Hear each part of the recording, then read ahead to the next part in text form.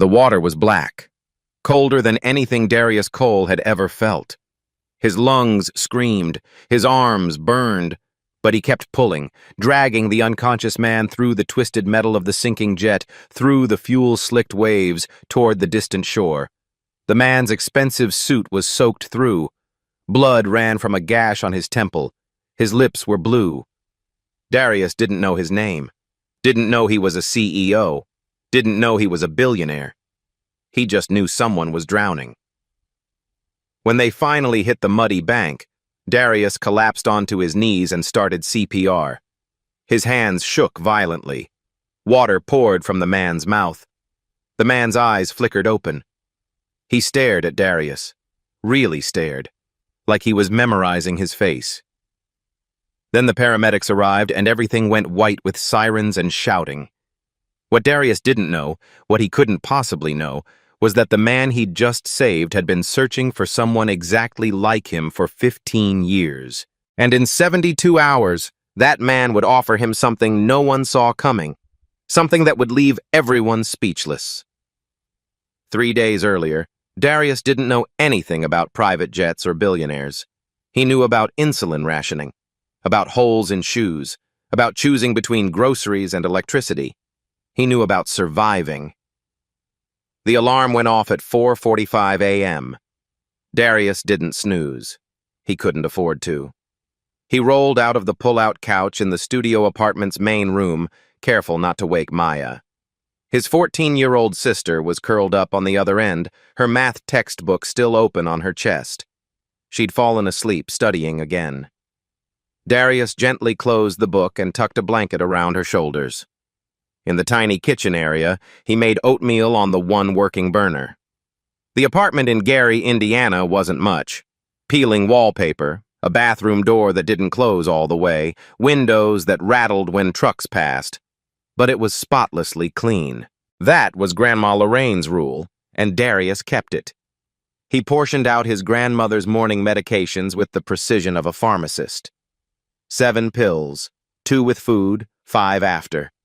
He'd memorized the routine years ago.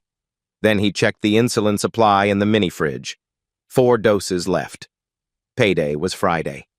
3 days away. He'd have to stretch it. Maya's school shoes sat by the door. The soles had holes. She'd colored over them with black marker, trying to hide it. Darius felt something twist in his chest. When she wasn't looking last night, he'd slipped his last $20 into her backpack. For lunch money. She'd argue if she knew, so he didn't tell her. His phone buzzed. A reminder he'd set 2 years ago and never deleted. Purdue orientation today. Darius stared at it, then deleted it. Again. The acceptance letter was still in his drawer. Full-ride academic scholarship to Purdue's engineering program. He'd deferred twice already. They'd told him it was his last chance. Accept this year or lose it. But how could he leave? Their mother died giving birth to Maya. Their father, Antoine, had been incarcerated since Darius was 12. Wrongfully convicted of theft at the factory where he worked, though Darius didn't learn the wrongfully part until much later. It was just the 3 of them now.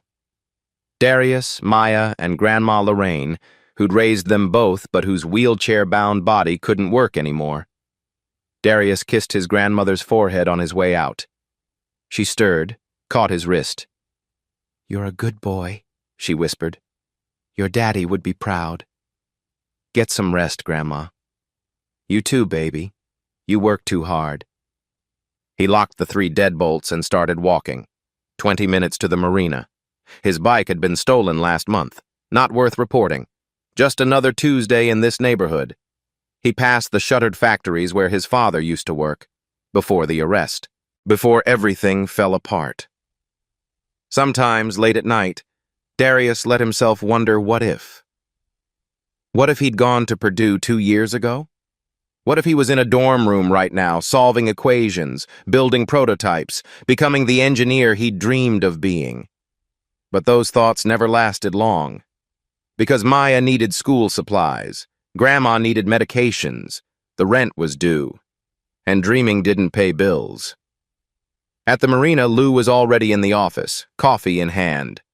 The old man looked up when Darius clocked in. "Kid, you look like hell." "Good morning to you too, Mr. Lou." "I'm serious. You getting enough sleep?" "Enough." Lou didn't look convinced, but he let it drop. He'd been Darius's boss for 3 years now. Gruff, fair, the closest thing Darius had to a mentor. "Got a full day today," Lou said. "Bunch of boats need fueling, and we got a VIP charter coming in tomorrow." "VIP?" "Some corporate hotshot from Chicago. Last-minute booking. Private jet, the whole deal. Probably hiding from paparazzi or something." Darius nodded and headed out to the docks. The work was physical. Hauling fuel lines, scrubbing barnacles, checking safety equipment. But Darius liked it. Liked working with his hands. Liked that when he triple-checked a fuel connection, he knew it was secure. Lou noticed. "You triple-check everything like lives depend on it." Darius shrugged. "Because they do, Mr. Lou. They always do." At lunch, a tourist family was struggling with their outboard motor. Darius wandered over. "Need a hand?" The father looked relieved. "Yeah, man. Thing just died on us." Darius popped the engine cover, spotted the problem in 30 seconds. Flooded carburetor. Fixed it in 5 minutes. The father pulled out his wallet. "Here, let me give you something." "Nah, you're good." "Come on, man, $50, you earned it." Darius shook his head. "Just pass it forward." After they left, his co-worker Marcus shook his head. "D, you know you needs that money more than they do." "Maybe, but needed and deserved are different things." Marcus laughed. "Where'd you get that from? Fortune cookie?" "My grandma. She used to volunteer at free clinics even when she couldn't afford her own medication. She said if you only help people when it's convenient, you're not really helping." "Your grandma sounds like a saint." "She is." What Darius didn't say was that sometimes he resented it. That philosophy. That moral high ground that kept him broke and exhausted. But then he'd remember his father's last words before going to prison. "Take care of them, son. Be the man I couldn't be." So he was. Even if it was killing him. Even if he'd never get to Purdue. Even if his own dreams had to die so Maya could have hers. That's just how it was. That evening, Lou called him into the office before clocking out. "Listen, kid. That Chicago VIP I mentioned? His plane's coming in tomorrow afternoon. Big storm's supposed to roll in, though. Might get bumpy. Want me here for it?" "Yeah, just in case." Darius nodded. "I'll be here." He didn't know it yet, but that decision would change absolutely everything. Showing up for a shift he didn't have to take, for a stranger he'd never met. It would save 2 lives, reunite a family torn apart by injustice, and create a bond that would rewrite the future for everyone involved. But right now he was just a tired 19-year-old trying to make it to Friday. The storm warnings came early.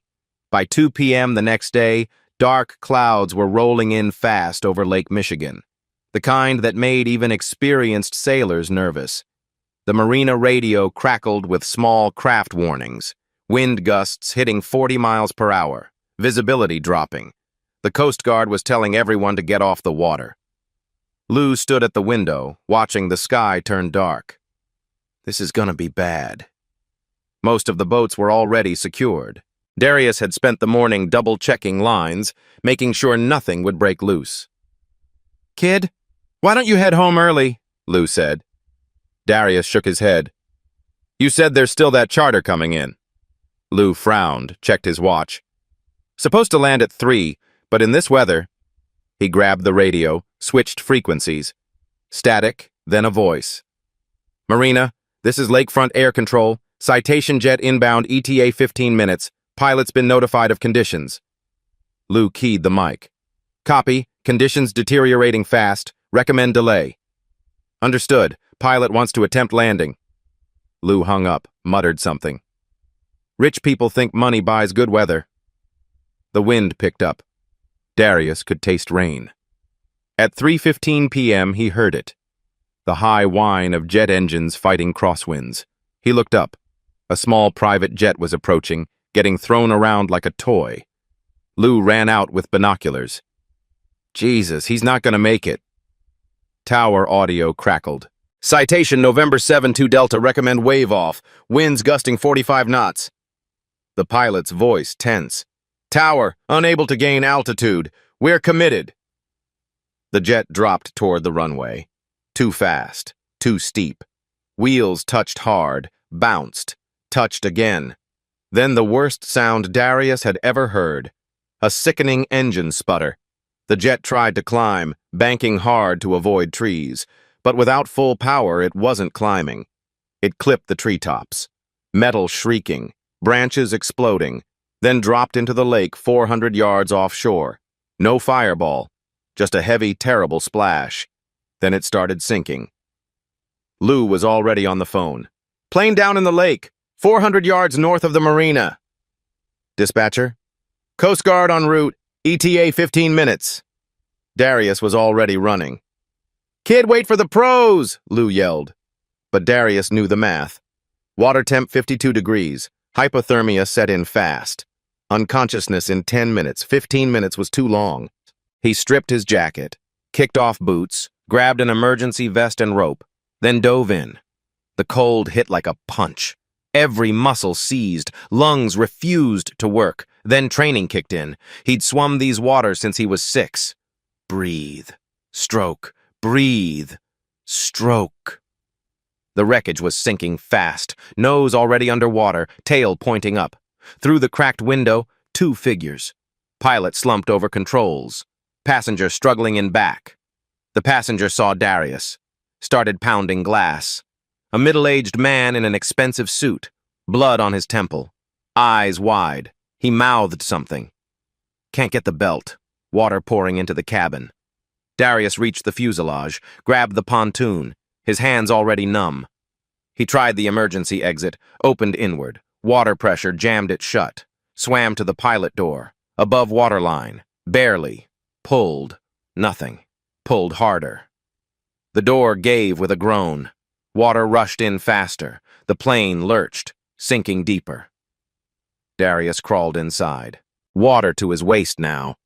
The passenger was fading, concussed, hands fumbling uselessly at the seatbelt. Darius pulled his rescue knife. Always carried one. Marina protocol. Cut through the belt in 2 hard motions. The passenger slumped. Darius caught him. Behind them, the pilot wasn't moving, one at a time. Come back for him. He dragged the passenger toward the door.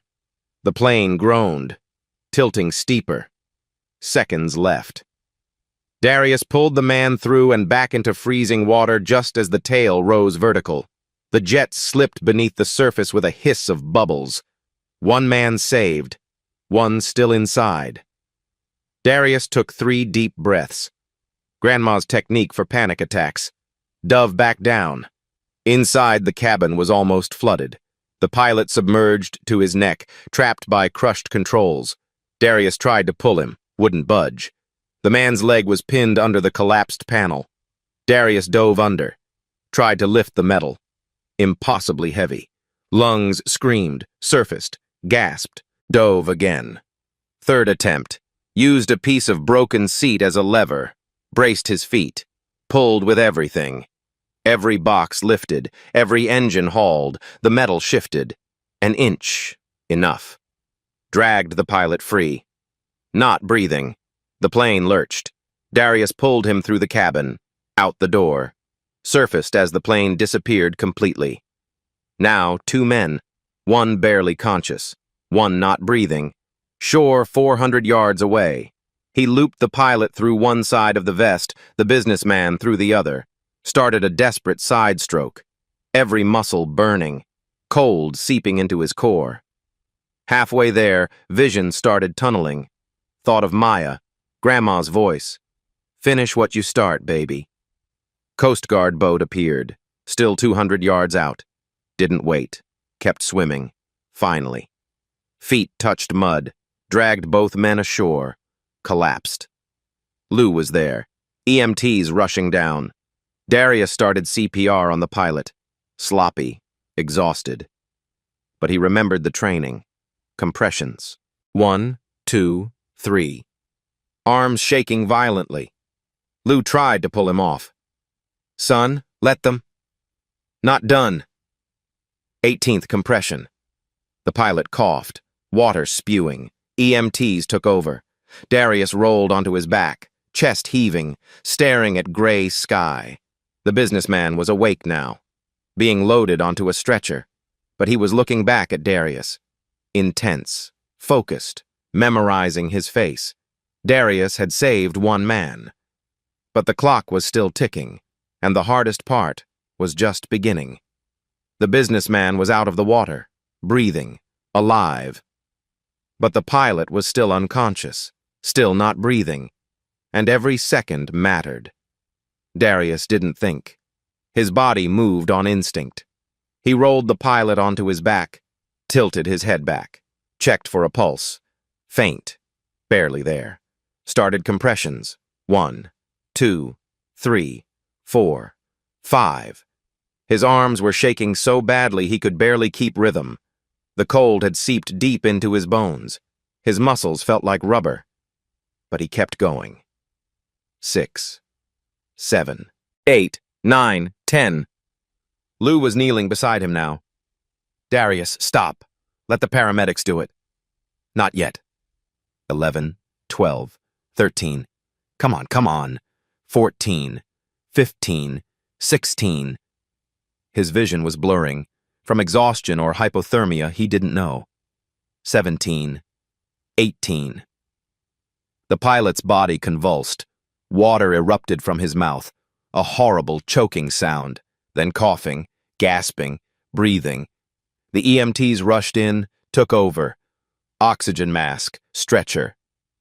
Rapid-fire medical jargon Darius didn't understand. He collapsed backward onto the muddy shore. Someone wrapped a thermal blanket around his shoulders. Another paramedic was checking his vitals, shining a light in his eyes. Son, can you hear me? What's your name?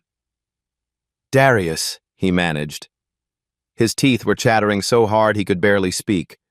Darius, you're hypothermic. We need to get you warmed up. Can you stand? He tried. His legs buckled. 2 paramedics caught him, guided him to sitting. Easy. Just sit. We've got you. Through the chaos of voices and sirens, Darius heard something that made him look up. The businessman was conscious now, sitting on a stretcher 20 feet away, refusing to lie down. He was staring at Darius. Even with blood running down his face, even wrapped in blankets, there was something sharp in his eyes. Intelligent, calculating, like he was memorizing every detail. A sheriff's deputy approached with a notepad. Son, I need to get your statement. What's your name? Darius Cole. Age? 19. Can you tell me what happened? Darius kept it short. Saw the plane go down, swam out, got them both out. The deputy stared at him. You swam out in 50-degree water, pulled 2 grown men out of a sinking aircraft, by yourself. Yes, sir. Son, that wasn't luck. That was heroism. Darius didn't respond. He was watching the ambulances, watching the EMTs load the pilot and the businessman. Were they going to be okay? Really okay? Lou came over, gripped his shoulder hard. Kid, you just saved 2 lives. You know that, right? Hope so. Hope. Darius, I watched you do CPR for damn near a minute straight while you were half frozen. That man was dead. You brought him back. Darius just nodded. He felt numb. Not from the cold. From something else. The businessman was being loaded into the ambulance now, but he stopped the EMTs, said something to them. One of the paramedics jogged over to Darius. Hey, the passenger wants to know your name. Darius Cole. The paramedic nodded, jogged back. The businessman looked at Darius one more time, mouthed something. Thank you. Then the ambulance doors closed. They were gone. Lou sat down beside Darius. Come on, kid. Let's get you to the hospital. Get you checked out. I'm fine. You're not fine. You're half frozen, and you just pulled off a rescue that would have killed most people. You're going to the hospital. Darius didn't have the energy to argue. At the ER, they treated him for mild hypothermia. Warm blankets, warm IV fluids, monitoring. He texted Maya, "I'm okay, at the hospital. Nothing serious, don't worry, Grandma." She called immediately. "Dee, what happened?" "I'm fine, just helping someone, I'll explain later. The news is saying someone saved people from a plane crash. Was that you?" Darius closed his eyes. Of course, the news had picked it up already. "Yeah, that was me." Maya's voice cracked.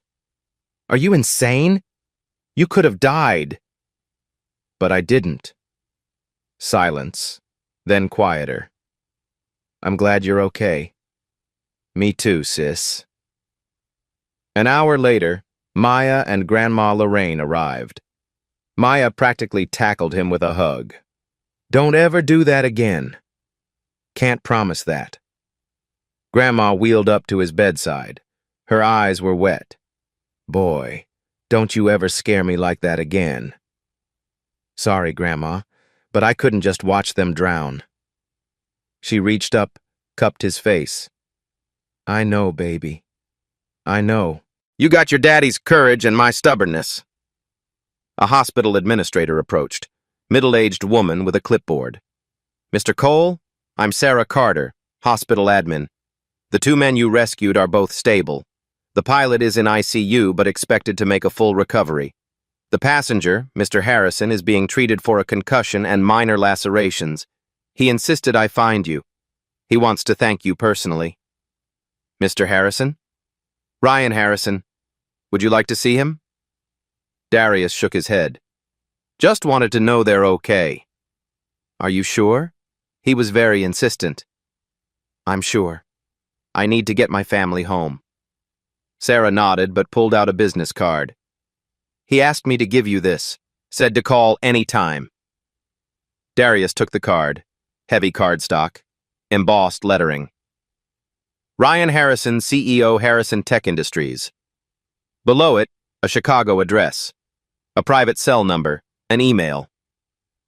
Darius stared at it. The name meant nothing to him. He'd been too busy surviving to follow tech news. He pocketed it politely. "Thank you." After she left, Maya grabbed the card out of his pocket. Her eyes went wide. "DD, is this the Ryan Harrison? Like the billionaire?" "What are you talking about?" Maya pulled out her phone. Cracked screen, hand-me-down Android. Started typing. Pulled up a Forbes article. Shoved it in his face. "Harrison Tech Industries unveils $500 STEM Scholarship Fund. CEO seeks everyday heroes to invest in." There was a photo. A light-skinned black man in his late 40s. Sharp suit, confident smile. The same man Darius had just pulled out of a sinking jet. Darius stared. "You saved a billionaire," Maya whispered. "I saved a person," Darius corrected. "Didn't know who he was." "Dee, do you know what this means? He could help us. He could—" "Maya, stop." "But I didn't do it for a reward." Grandma put a hand on Maya's shoulder. "Leave it, baby. Your brother did what was right. That's all that matters." But Maya was still staring at the business card. And Darius knew even then that this wasn't over. People like Ryan Harrison didn't forget things like this. The doctors cleared him 2 hours later. Mild hypothermia, no permanent damage, rest and warmth. Lou drove them home in his truck. When they pulled up, there was a news van parked on the street. "Oh, hell no," Lou muttered. "You want me to tell them to leave?" "Please." Lou got out, had sharp words with the reporter. They packed up and left. Inside, Darius collapsed onto the pull-out couch. Maya brought him tea. Grandma covered him with every blanket they owned. "Get some sleep, baby," Grandma said. But Darius couldn't sleep. He kept seeing it. The sinking plane, the pilot's face, the cold water rising, the way Ryan Harrison had looked at him, like he was memorizing him, like this was just the beginning of something. Darius pulled out the business card again, stared at it in the dim light. Ryan Harrison, CEO, billionaire. He thought about throwing it away, but something stopped him. Maybe curiosity. Maybe something else. He tucked it into his wallet instead, and tried not to think about what came next. Darius thought that was the end of the story. He was wrong. The next morning, someone knocked on the apartment door at 8 a.m. A courier stood there in a crisp uniform, holding a large envelope. Darius Cole? Yeah. Sign here, please. Darius signed. The courier handed him the envelope and left. It was heavy, expensive paper, the kind rich people used. Maya appeared behind him. What is it? Darius opened it. Inside was a check and a handwritten note on thick stationery. He looked at the check first. $25,000, made out to Darius Cole, signed by Ryan Harrison. Oh my God, Maya breathed, looking over his shoulder. Darius stared at it. More money than he'd seen in his entire life. More than he'd make in a year at both jobs combined. He could pay off the medical bills, fix the leaking pipes, buy Maya new shoes, new clothes, new everything, restock Grandma's medications for 6 months. His hands were shaking. The note read, Darius, words cannot express my gratitude. This is not payment. It's a token of respect. Please accept it. You saved my life and Thomas's. I owe you everything. Ryan Harrison. Grandma wheeled into the room. What's going on? Darius showed her the check. Her hand went to her mouth. Maya was practically bouncing. D, you gonna cash it? Long pause. Darius stared at all those zeros, all the problems it could solve, all the weight it could lift off his shoulders. But something felt wrong. No, he said quietly. What? Maya's voice shot up. Are you crazy? I can't take this. Why not? You earned it. You saved his life. Did I? I just did what anybody should have done. Taking money for that feels wrong, like I did it for a reward, like I was waiting to get paid. But we need that money. I know. His voice was soft. Believe me, I know. Grandma was quiet, just watching him. But if I take it, Darius continued, then I'm not who I thought I was. I'm not the person Dad told me to be.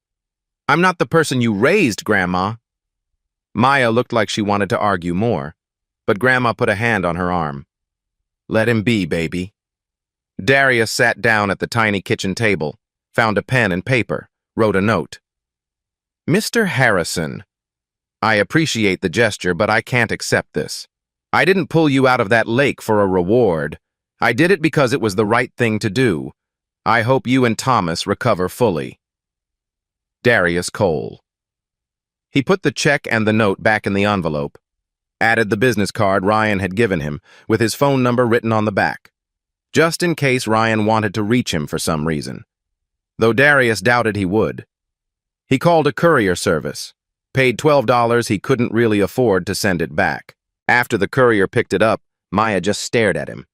I can't believe you just did that. I had to. We need new shoes, Dee. Grandma needs medicine. You need to eat something other than oatmeal. I know all that, but Maya, if I take money for saving someone's life, what does that make me? Some kind of mercenary? Someone who only helps people if there's a paycheck? It makes you smart. It makes me something I don't want to be. Grandma wheeled closer, put her hand on his. Baby, why didn't you take it? Tell me the real reason. Darius was quiet for a long moment. Because Dad told me something before he went away. He said, son, the world's gonna try to make you hard. Gonna try to make you think everything's a transaction. Don't let it. Stay soft where it counts. His voice cracked a little. If I take that money, I prove the world right. I prove that everything has a price. Even doing the right thing. Grandma's eyes were wet now. You're just like your father. Is that good? It's everything, baby. It's everything. Maya sighed, but she hugged him. You're an idiot. But you're my idiot. 3 hours later, Darius's phone rang. Unknown Chicago number. He almost didn't answer, but something made him pick up. Hello? A warm, raspy voice, still recovering from the accident. Darius? It's Ryan Harrison. Darius sat up straight. Mr. Harrison, how are you feeling? I'm alive, thanks to you. I just got your package. The check, the note. I'm sorry, but I meant what I said. I can't... I know. The courier told me you refused. He also said you looked like you hadn't eaten in a week. Darius didn't know what to say to that. Ryan's voice was gentle.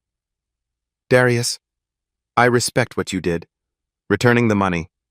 It tells me everything I need to know about you. But I want you to know something. What's that? This won't be the last time you hear from me. I never forget a debt. And I have a feeling you and I are going to know each other for a long time. Before Darius could respond, Ryan added one more thing. Also, there's something about your father you need to know, but not over the phone. I'll call you soon. Then he hung up. Darius stared at his phone. Something about his father? What could a billionaire tech CEO possibly know about Antoine Cole? He had no idea. But something told him his life had just changed in ways he couldn't begin to understand. Darius tried to move on. But Ryan Harrison wasn't a man who forgot debts. Over the next 48 hours, odd things started happening. Wednesday morning, Lou called Darius into the marina office, looking confused. Kid, weirdest thing. Payroll said there was an accounting error with your paychecks. You've been underpaid for 6 months. Lou handed him an envelope. Here's the back pay. $3,200. Darius stared. Lou, we both know that's not real. Lou shrugged. Boss's orders from corporate. I'm not arguing with corporations. Don't look a gift horse in the mouth, kid. Darius pocketed the check, stomach twisting. He knew exactly where this came from. That afternoon, Maya came home glowing. Dee, someone paid off my student lunch debt. The whole year, and left an anonymous donation for the after-school program, $5,000. Darius closed his eyes. Maya, isn't that amazing? Yeah, amazing. Thursday morning, a pharmacy van pulled up. The driver knocked. Delivery for Lorraine Cole? Grandma wheeled over. I didn't order anything. 3-month supply of insulin and medications, fully paid. Community Health Initiative. Darius took the boxes. The invoice showed zero balance, sponsored by an organization he'd never heard of. He Googled it. Largest donor? Harrison Tech Industries. After the driver left, Darius sat down, head in his hands. He's doing it anyway. Who, baby? Grandma asked. Ryan Harrison. I refused his money, so he's finding ways around it. Is that so bad? I don't know. Part of me is grateful, but part of me feels manipulated. That afternoon, Darius called Ryan's number, got an executive assistant. Mr. Harrison is in recovery, but he's been asking about you. He'll call soon. Darius left a message. Mr. Harrison, I appreciate what you're trying to do, but... He stopped. Didn't know how to finish. Hung up. Meanwhile, the news picked up the story. Local hero saves tech CEO. Darius declined interviews, but it spread anyway. Regional news, viral TikTok, national morning show segment. One segment mentioned something interesting. Ryan Harrison has a reputation for never forgetting those who help him. Sources say he once spent years tracking down a good Samaritan. Darius watched that clip 3 times. Years tracking someone down? Friday night, 9 p.m. His phone rang. Unknown Chicago number. Darius answered immediately. Hello? Ryan's voice was stronger now. Darius, it's Ryan Harrison. We need to talk. There's something about your father you need to know. Darius's heart pounded. What about my father? Not over the phone. Can we video call? I want you to see my face when I tell you this. 10 minutes later, Darius stared at his phone screen. Ryan sat in a hospital room, bandage on his temple, eyes sharp. And Darius realized something he hadn't noticed during the rescue. Ryan Harrison was black. Light-skinned, but unmistakably black. Darius, Ryan said, voice thick with emotion. I need to ask you something. How old are you?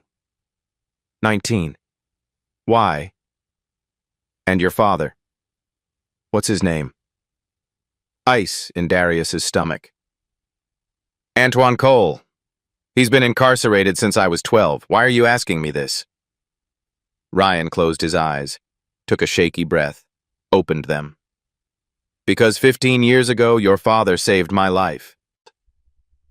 What Ryan Harrison revealed next would shatter everything Darius thought he knew and give him something he'd lost years ago. Darius stared at the screen. What did you just say? Ryan's voice was steady, but his eyes were wet. 15 years ago, I was nobody. I was a 32-year-old black programmer from the south side of Chicago, working 2 jobs, sleeping in my car between shifts, trying to get my startup off the ground. Darius couldn't speak. Ryan continued. One night I was working late at a warehouse in Gary, Indiana. Same warehouse you work at now, actually, the overnight shift. I was in the parking lot around 2 a.m. heading to my car, when 3 guys jumped me. He paused, collecting himself. They wanted my laptop, my phone. I fought back. Stupid move. One of them had a knife. Darius's hands were shaking. I was on the ground, bleeding, and they were kicking me. I thought I was going to die in that parking lot. Then I heard someone yell, "Hey, get away from him." Ryan's voice cracked. A warehouse worker came running. Big guy, fearless. He didn't even hesitate. Fought them off. 3 against 1, and he didn't care. Stayed with me until the ambulance came. Refused any reward. All he said was, "Just pass it forward, young brother." Darius felt like the floor had dropped out from under him. That man's name was Antoine Cole. Your father saved my life 15 years ago. That's impossible, Darius whispered. Dad never mentioned you. Never said anything about saving anyone. I don't think he remembered me. It was just another Tuesday night for him. But for me? Ryan shook his head. That laptop they wanted? It had the only copy of my company's prototype code. No backup, no cloud storage. I was too broke for servers. If I'd lost it, Harrison Tech would never have existed. Ryan leaned closer to the camera. 2 weeks later, I landed my first investor meeting with that code. Eventually sold the company for $200 million. Built it back up to a $4 billion valuation.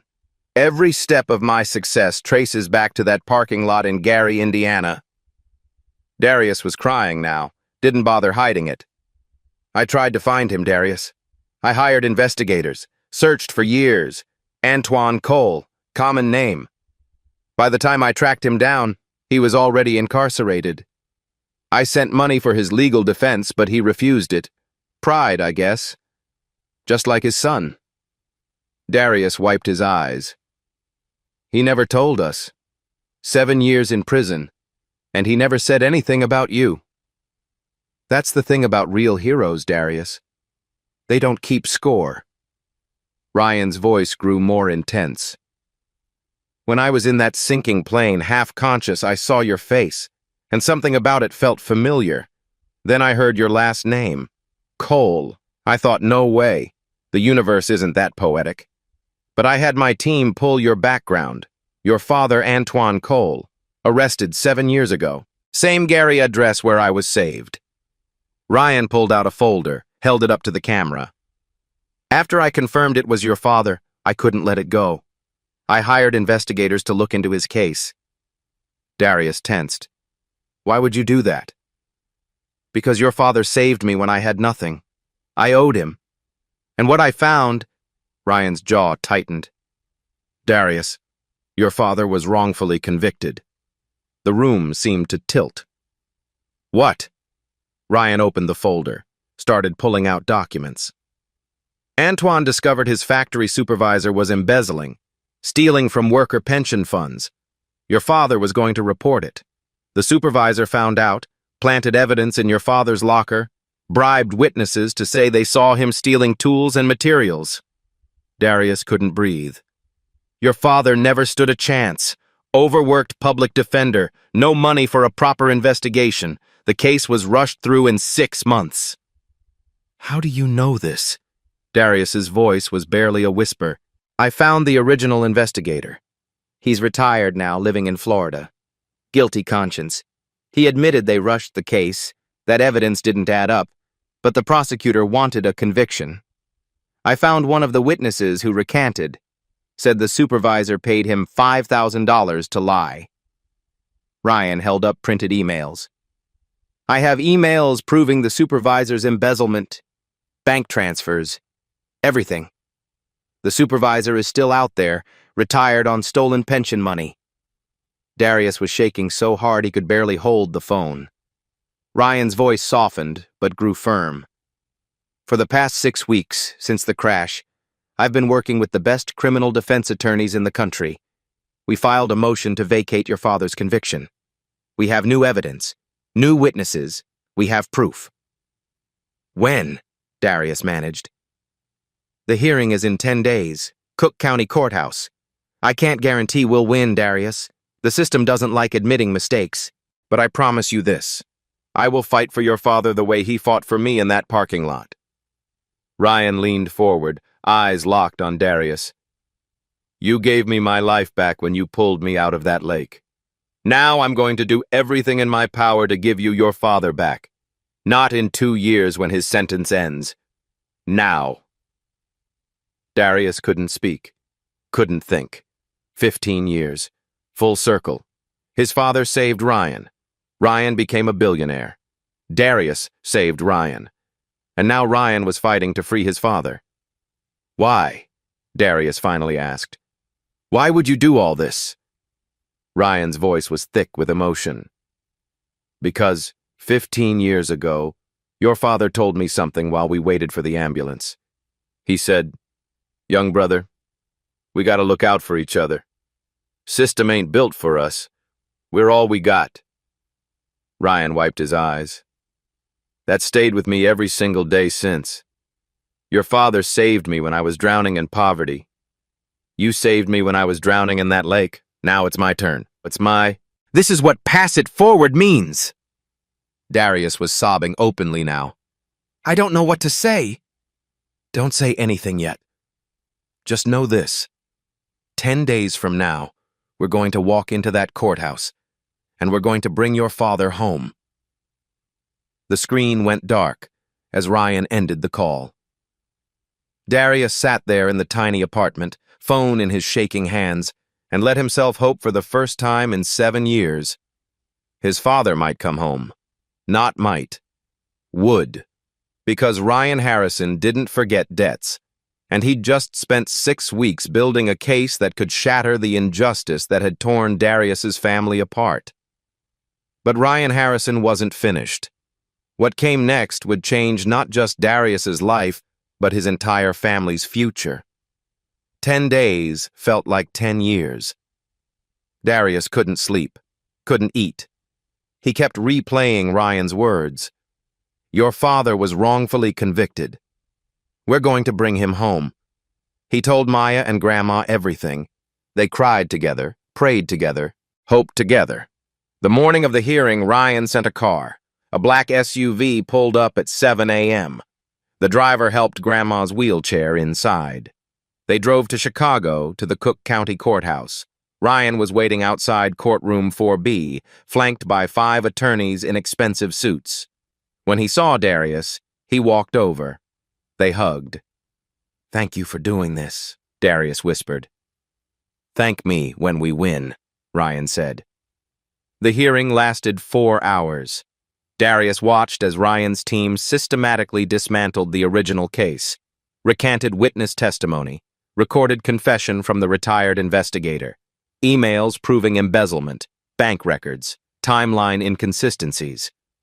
The prosecutor objected, but the evidence was overwhelming. The factory supervisor appeared via video from Florida.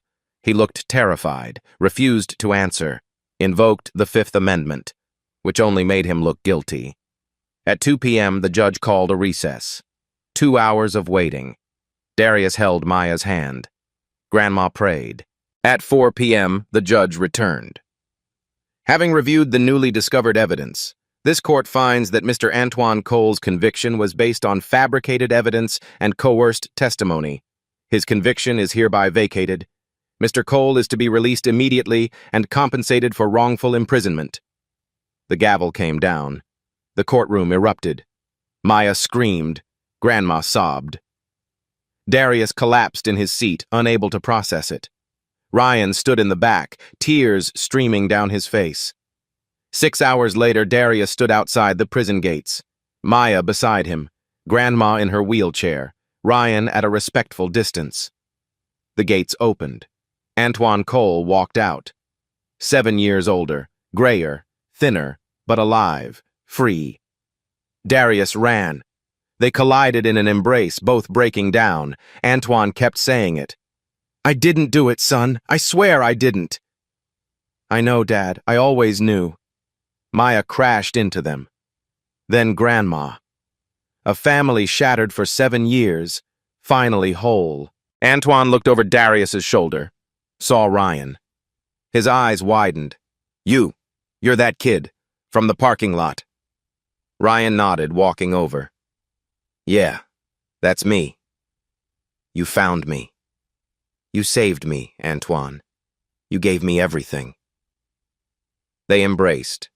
2 black men, 2 generations, 2 rescues, 1 circle closed. That evening, Ryan hosted a private dinner at a Chicago restaurant, closed to the public, just family. Antoine, Darius, Maya, Grandma, Ryan, Thomas the pilot, Lou from the marina. Over dinner, stories were shared. Antoine learned how his kindness created a billionaire. Ryan heard about 7 years of maintained innocence. Thomas told Antoine, "Your son saved my life. He's a hero." Antoine looked at Darius with pride. He always has been. After dessert, Ryan asked to speak with Darius and Antoine privately. They moved to a quiet room. Ryan pulled out documents. "Darius, everything I mentioned on the phone stands. Full ride scholarship to Purdue. Tuition, housing, books, stipend. 4 years guaranteed." Antoine started to object. "Mr. Harrison, that's too much." "It's Ryan, and it's not enough." He turned to Antoine. "I have a position for you, too. Community Outreach Director for my Second Chance initiative, helping formerly incarcerated people get tech training and jobs. 6-figure salary, full benefits. You know that system better than anyone." Antoine was speechless. "There's also a trust fund for Lorraine's medical care, $250,000, and full education funding for Maya. Private school if you choose, plus college." Ryan looked at both of them. "But there's one more thing. The most important." He pulled out legal documents. "Darius, Antoine, I want to ask something I've never asked anyone. Darius, I would like to formally adopt you." Stunned silence. Ryan rushed to explain. "Not to replace your father. Antoine will always be your father. But to become family in a different way. To add to your family, not replace it." He looked at them both. "I have a biological son, Michael. He's a good man, but we're distant. He grew up with privilege. We never connected the way I hoped. When I almost died in that lake, I realized legacy isn't about blood. It's about values." Ryan's voice cracked. "You, Darius, embody everything I believe in. Courage, selflessness, integrity. The same things your father showed me 15 years ago. I don't want to be just your benefactor. I want to be your family. He turned to Antoine. Antoine, I'm not trying to replace you or take your son. I'm asking to share in raising him. To be the mentor you couldn't be because an unjust system stole 7 years from you. Antoine looked at Darius. Son, this is your decision. Darius looked between them. The father who raised him. The man who wanted to join their family. I don't know what to say. Ryan's voice was gentle. Say you'll think about it. This isn't a transaction, it's family. Legal adoption means you'd carry both names. Darius Cole Harrison. 2 fathers, 1 family. Darius's voice shook. You'd really do that? Even though I'm 19? Even though you have your own son? Darius, you saved my life. Your father saved my life. You've both shown me what real character looks like. I've built a billion-dollar company but failed at building the family I wanted. This is my chance to get it right, to honor what your father started. Long pause. Darius looked at Antoine. Dad? Antoine's eyes were wet. Baby boy, I've been gone 7 years. This man is offering everything I couldn't give. If you want this, I'm okay with it. You'll always be my son. Darius turned back to Ryan, tears flowing. Okay. Yes. Yes. Ryan broke down, pulled Darius into an embrace. Antoine joined, the 3 men holding each other. Ryan whispered, Thank you. Thank you both. And in that moment, a new family was born. Not from blood, but from kindness passed forward across 15 years. What happened next wasn't just a personal transformation. It became a movement that changed thousands of lives. 3 months later, Darius stood in a Cook County courtroom for the 2nd time. But this time was different. This time was joy. The room was packed. Antoine in a new suit beside Darius. Grandma Lorraine in the front row. Maya holding her hand. Ryan on Darius's other side. Thomas, the pilot. Lou from the marina. Even Michael Harrison, Ryan's biological son, had flown in. The judge looked down at the paperwork. Mr. Antoine Cole, do you consent to this adoption? Antoine's voice was strong. I do. Ryan Harrison is a good man. My son deserves 2 fathers. The judge turned to Darius. Darius Cole, do you consent to being adopted by Ryan Harrison? Darius, holding both fathers' hands, nodded. Yes, Your Honor. The judge smiled. Then by the power vested in me, I declare this adoption legal and binding. Darius, your legal name is now Darius Cole Harrison. The gavel came down. The room erupted in applause. Media waited outside. The story went global.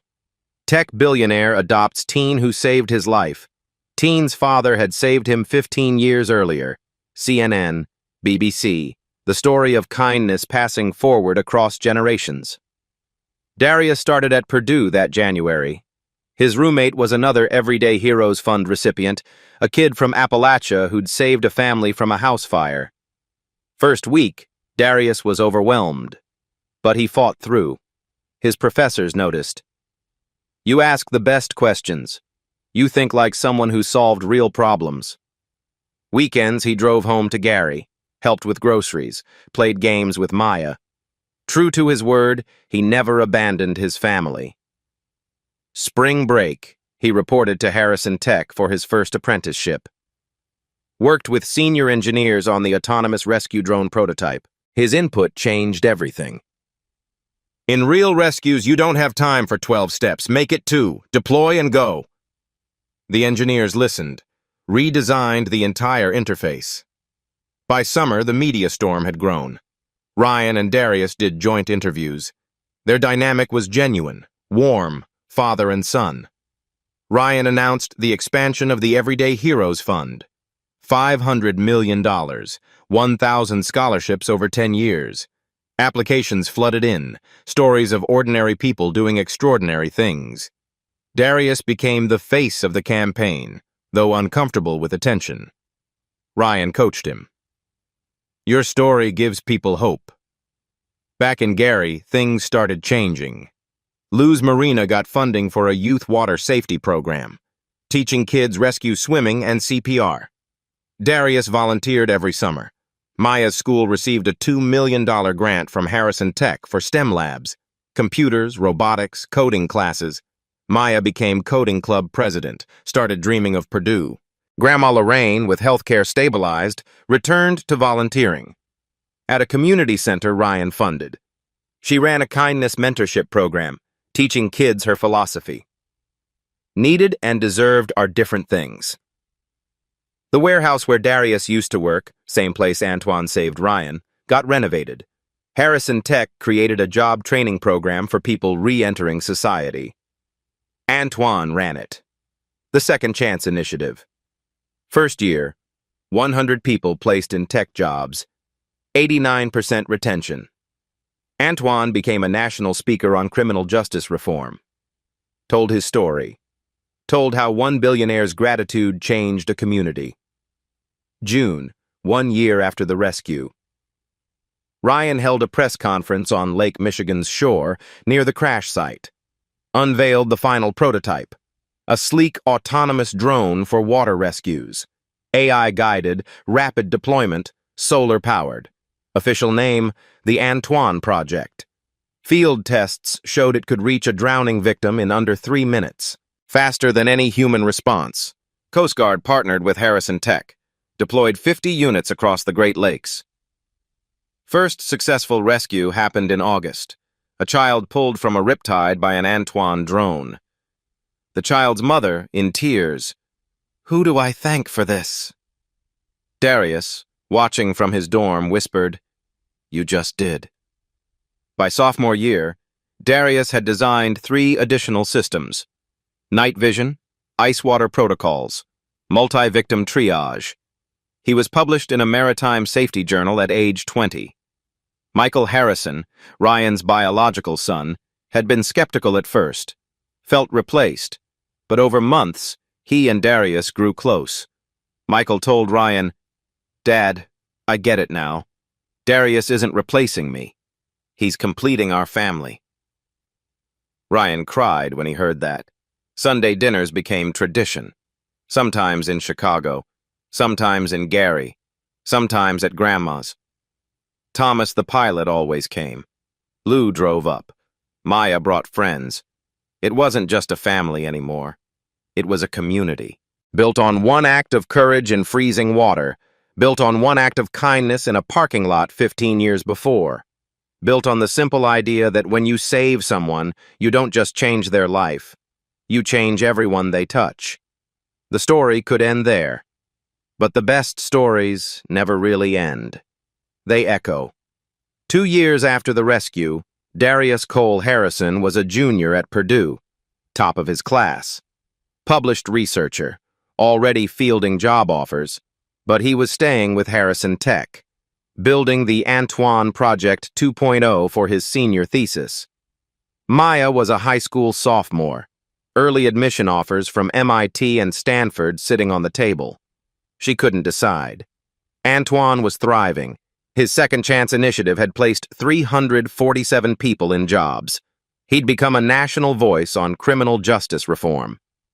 Grandma Lorraine was healthy, active, beloved in the community, still volunteering, still teaching kindness. Ryan and Darius had Sunday dinners every week, sometimes with Michael, always with Antoine. The family had grown in ways nobody predicted. Thomas the pilot was now Ryan's VP of operations and Darius's godfather. Thanksgiving Day, 2 years and 1 month after the crash. Ryan's Chicago penthouse was packed. A massive table. Ryan at one end, Antoine at the other. Between them, Darius, Maya, Grandma, Michael and his fiancée, Thomas, Lou, and half a dozen Second Chance graduates. Food everywhere. Laughter is constant. Ryan stood to toast. 15 years ago, a stranger saved my life in a parking lot. 3 years ago, his son saved my life from a sinking plane. Today, we're not strangers. We're family. Antoine stood. To second chances, for all of us. Darius. To the people who see us when we're invisible. Maya. To dads. I've got the best 2 plus 1. Grandma Lorraine. To kindness. It always comes back around. They drank. Ate. Celebrated. The next morning, Lakefront Marina. The anniversary tradition. Teaching kids water safety. Darius, Antoine, and Ryan stood at the water's edge. A group of children gathered around, mostly from low-income neighborhoods. A young black boy, maybe 10, stood apart, afraid of the water. Darius walked over, knelt beside him. I was scared too. But someone taught me. Courage isn't not being afraid. Courage is doing it anyway. The boy looked up. Why do you do this for free? Darius smiled, looked back at Antoine and Ryan watching, turned to the boy. Just pass it forward, little man. Someday you'll understand. The boy nodded, took Darius's hand. Together they walked toward the water. Behind them, Antoine and Ryan stood side by side, watching the next generation learn. That kindness isn't a transaction. It's a legacy. The lake was calm, sun glinting on the surface where a plane had once sunk, where 2 lives had been saved, where a circle 15 years in the making had closed, and where a new circle was just beginning. Darius didn't save Ryan Harrison because he knew who he was. He did it because it was right, and that one decision didn't just change his life. It reunited him with his father, created a new family, and sparked a movement that's changed thousands of lives through the Everyday Heroes Fund and the Antoine Project. The truth is, we all have a moment like this coming, a chance to choose courage over comfort, to see someone struggling and decide, I can help. You don't need wealth or status, you just need to show up when it matters. If this story moved you, share it. Let it remind someone that their small act of kindness might be the first link in a chain that changes everything, maybe even across generations. Hit that like button if you believe in everyday heroes. Subscribe for more real-life stories of courage and redemption. Drop a comment. What's one act of kindness you've witnessed that changed a life? Let's build a community that passes it forward.